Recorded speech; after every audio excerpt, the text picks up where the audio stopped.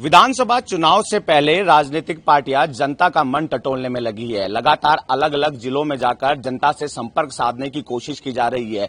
एक तरफ सत्ता पक्ष जो है अपनी योजनाओं के माध्यम से सौगात पे सौगात देने में लगी है, वहीं बीजेपी की अगर बात करें, बीजेपी भ्रष्टाचार और बिगड़ी कानून व्यवस्था को लेकर लगातार प्रदर्शन करने में लगे हैं। अलग अलग पार्टी के पदाधिकारियों को जिले की जिम्मेदारी दी गई है, जो भ्रष्टाचार के मामले में सत्ता पक्ष को घेरने में लगे हैं। चाहे वो जो है योजना भवन से जुड़ा मामला हो, जहां पर 2 करोड़ से अधिक रुपए मिले थे, 1 किलो जो है सोने की ईंट मिली थी। इसके बाद भी लगातार जो है भ्रष्टाचार का मुद्दा, चाहे वो राज्यसभा सांसद किरोड़ीलाल मीणा हो, बीजेपी प्रदेश अध्यक्ष सीपी जोशी हो, ये लगातार उठाने में लगे थे। लेकिन अब सबसे बड़ा सवाल ये खड़ा हो गया है कि सत्ता पक्ष के विधायक ही अपनी ही सरकार पर सवालिया निशान खड़े कर रहे हैं। खुद राजेंद्र गुड्डा कह रहे हैं कि राजस्थान में कानून व्यवस्था चौपट हो चुकी है। मणिपुर नहीं, पहले राजस्थान के हालातों को देखा जाए। इससे पहले जो है दिव्या मदेरणा ओरछा से विधायक है, वो भी लगातार कह चुकी है राजस्थान में कानून व्यवस्था चौपट हो चुकी है, मैं खुद सुरक्षित नहीं हूं। अब सवाल यह उठता है कि विधानसभा चुनाव को कम समय बचा है, लगातार विपक्ष तो जो है सत्ता पक्ष को घेरने में लगी है, विभिन्न मुद्दे बनाए जा रहे हैं।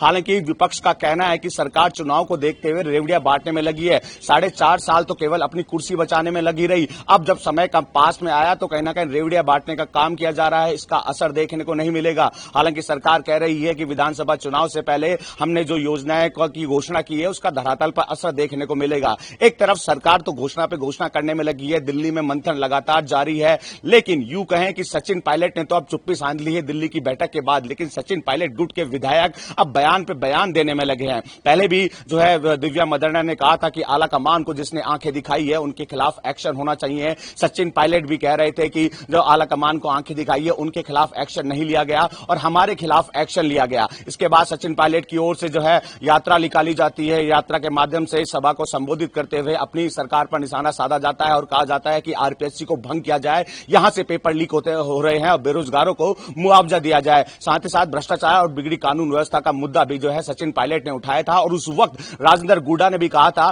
कि मुख्यमंत्री अशोक गहलोत कह रहे हैं कि जो विधायक मानेसर गए थे, उन्होंने पैसे लिए और जो उन्होंने पैसे खर्च कर दिए, तो एआईसीसी को बता दे, पैसे वापस लौटा दे, नहीं तो बीजेपी विधानसभा चुनाव के समय उन पर दबाव बनाएगी। हालांकि राजेंद्र गुड्डा ने यहां तक भी कहा था कि मुख्यमंत्री ने हेलीकॉप्टर से पैसे भेजाए, उसके सबूत भी मेरे पास है। एक तरफ मुख्यमंत्री अशोक गहलोत कहते हैं कि जो विधायक मानेसर गए उनके सबूत मेरे पास है, सबूत है तो विपक्ष कहती है कि सामने उजागर क्यों नहीं करते। अब राजेंद्र गुड्डा भी लगातार एक के बाद एक बयानबाजी देने में लगे हैं। पहले मुख्यमंत्री पर निशाना साधते हैं कि उनके सबूत मेरे पास जो रखे हुए हैं। हालांकि अब राजेंद्र गुड्डा ने जिस तरह बयान दिया, अपनी सरकार को घेर लिया, विपक्ष को तो मौका मिल गया। लेकिन कांग्रेस में खलबली मच गई है कि सब कुछ सही होने की बात कही जा रही थी, लेकिन कलह अभी भी खत्म नहीं हुई है। मुख्यमंत्री और सचिन पायलट के बीच मतभेद और मनभेद तो खत्म हो गए थे दिल्ली की बैठक के बाद। उसके बाद बयानबाजी का दौर देखने को नहीं मिला। लेकिन सचिन पायलट गुट के विधायकों की ओर से जिस तरह के बयान दिए जा रहे हैं, निश्चित तौर पर कांग्रेस की मुश्किलें बढ़ती ही जा रही है।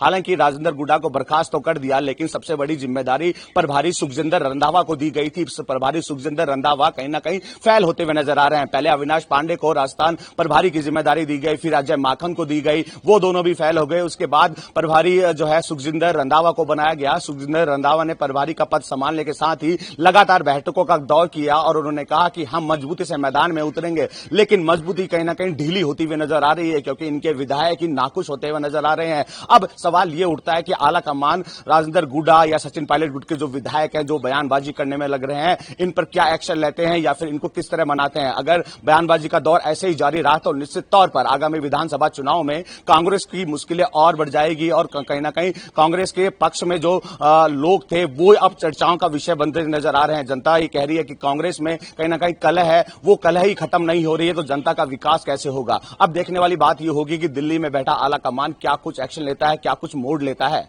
बसंत पांडे, TV9 जयपुर।